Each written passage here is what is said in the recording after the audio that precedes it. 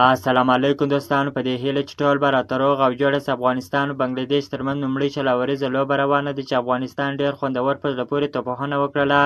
محمد نبي 50 هم پکښې پوره کړله. د افغان لوبډلې د بنګلادیش پر وړاندې په لومړۍ شل لوبه کې 155 منډې هدف کښل شوی. افغانستان او بنګلادیش ترمنځ په لومړۍ شل لوبه کې افغان لوبډلې محمد نبي او عظمت الله عمرزی نجیب الله زدران پر مټ د بنګلادیش پر وړاندې 154 منډې جوړې کړلې.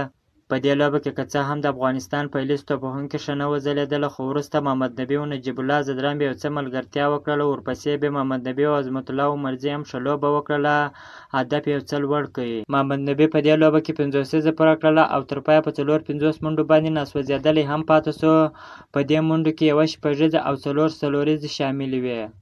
په نورو افغان لوبغاړو کې بیا پیلیز توپوهونکی حضرت الله زازی په 8 منډو وسوځېدی. ورپسې رحمان الله ګربز بیا په 14 منډو باندې وسوځېدی. ابراهیم زدران هم په 8 منډو باندې وسوځېدی. کریم جنت بیا په 3 منډو باندې وسوځېدی.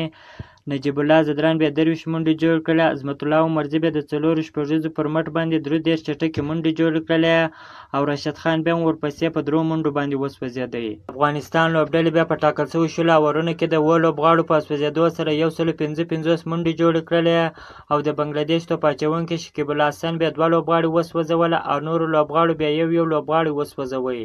که مو چیرې دغه ویډیو خوښه سوې ده، په چینل کې نوي یاست نو حتما زموږ چینل هم در سره سبسکرایب کړئ. تر بلې ویډیو پورې د الله په امان.